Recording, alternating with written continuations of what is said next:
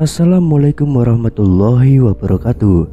Kembali lagi di channel Nasihat Kehidupan Misteri. Pada video kali ini saya akan membahas tentang makam Islam berbentuk menyerupai candi. Fatimah binti Maimun bin Hibatullah adalah seorang perempuan beragama Islam yang wafat pada hari Jumat 7 Rajab 475 Hijriah atau 2 Desember tahun 1082 Masehi. Batu nisannya ditulis dalam bahasa Arab dengan huruf kaligrafi bergaya kufi, serta merupakan nisan kubur Islam tertua yang ditemukan di Nusantara. Makam tersebut berlokasi di Desa Leran, Kecamatan Manyar, sekitar 5 km arah utara kota Gresik, Jawa Timur. Ada perbedaan membaca angka tahun karena hurufnya yang tidak jelas. Mauquete berkesimpulan tahun 495 Hijriah atau 1102 Masehi, tapi Paul Revise membacanya tahun 475 Hijriah atau 1082 Masehi, selisih 20 tahun. Rupanya kesimpulan Revise ini yang banyak dianut sejarawan Indonesia karena menunjukkan waktu yang lebih tua. Makam Fatimah binti Maimun ditemukan tahun 1911 dalam kondisi rusak parah. Temboknya berlubang dan atapnya sudah ambruk. Kemudian direnovasi oleh penulis Belanda yang juga pegawai pabrik gula Kerembung Sidoarjo, Jean-Pierre Mauquet, dan peneliti Prancis Paul Revise tahun 1920 hingga bentuknya yang sekarang. Makam Siti Fatimah binti Maimun juga dikenal sebagai makam Islam paling tua di Asia Tenggara.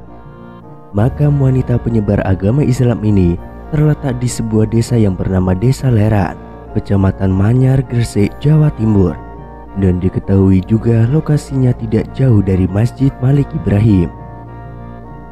Gapura makam Fatimah binti Maimun ini tidak begitu tinggi dan terdapat sebuah papan nama yang tergantung pada struktur pipa. Walaupun papan tersebut sekilas terlihat begitu tua, namun tetap saja terlihat bagus bahkan tergolong antik. Makam yang satu ini memiliki sebuah cungkup unik yang dibuat dari bebatuan putih yang begitu tinggi dan tebal, seperti menyerupai sebuah bangunan candi. Ada sejumlah tangkai bunga sedap malam yang berada di nisan Fatimah. Tempat untuk meletakkan bunga itu pun dibuat lebih tinggi dari badan makamnya. Selain tempat bunga yang terlihat cukup unik, kijing makam Fatimah binti Maimun ini juga terlihat unik karena dibuat berundak 5 yang begitu panjang, dihiasi dengan sebuah kelambu dan memiliki sederetan pagar berbahan besi. Di samping makam Siti Fatimah binti Maimun terdapat beberapa makam lagi, yaitu makam Putri Kamboja, Putri Kucing, serta Putri Keling.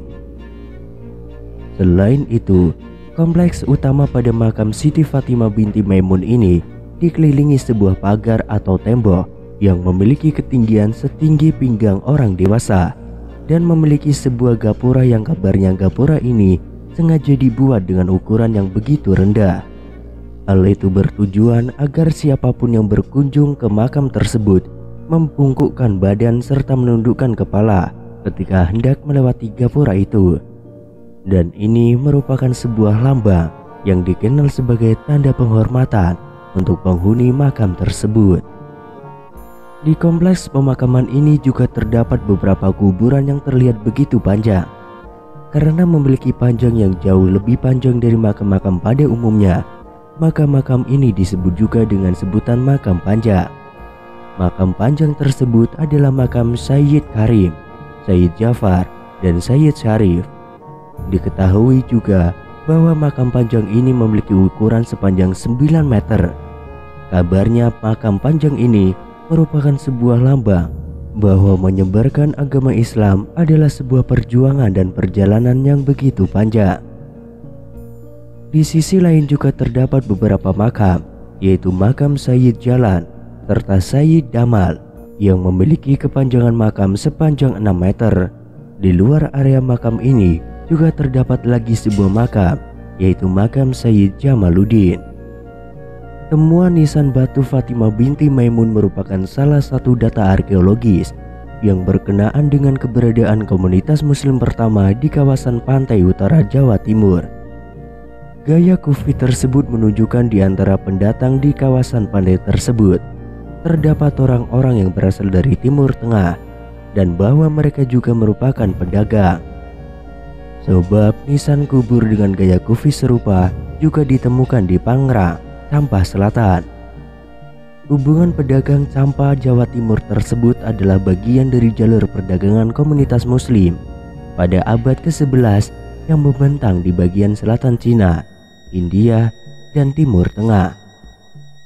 Ditinjau dari aspek toponim, nama-nama dusun sekitar makam Fatimah binti Maimun menunjukkan pada kekhususan wilayah pada masa silam. Toponim Mangen atau tapal batas, pasucian atau tempat suci, Pangeden atau tempat kaum ningrat, Kuti atau vihara Buddha, dan Daha atau kemerahan menunjukkan kawasan sekitar kompleks makam adalah wilayah khusus berstatus sima yang bebas pajak dan dikeramatkan oleh masyarakat. Sumber tertulis tertua yang menulis legenda mengenai seorang putri dari Leran ialah Sejarah Banten yang ditulis pada tahun 1662 atau 1663. Disebutkan bahwa pada masa Islamisasi Jawa, seorang bernama Putri Suwari dari Leran ditunangkan dengan raja terakhir dari Majapahit. Mokwet juga menyampaikan legenda setempat yang dicatatnya saat ia mengunjungi Leran, bahwa makam tersebut adalah kuburan seorang putri raja bernama Putri Dewi Suwari yang memainkan peranan penting di awal sejarah Islam di Pulau Jawa. Putri tersebut dihubung-hubungkan dengan Malik Maulana Ibrahim, seorang wali terkenal yang makamnya terdapat di kota Gresik. Entah sebagai istrinya atau muridnya, legenda tersebut tidak dapat diterima karena terdapat jarak 400 tahun antara kedua tokoh tersebut. Ada juga legenda yang mengatakan ayah Fatimah bernama Maimun dan berasal dari Iran, sedangkan ibunya bernama Dewi Aminah berasal dari daerah Aceh. Saat beliau meninggal karena sebuah peristiwa penggeblu yang terjadi di desa Leran, Prabu Brawijaya mendengar akan hal itu. Lantas Prabu Brawijaya tersebut membangunkan sebuah bangunan cungkup yang memiliki bentuk seperti candi, di mana cungkup tersebut merupakan makam Siti Fatimah binti Maimun. Selain itu, di luar cungkup tersebut juga terdapat beberapa makam yang kabarnya makam tersebut adalah para makam pengikut Siti Fatimah yang kala itu juga ikut tewas akibat peristiwa penggeblu.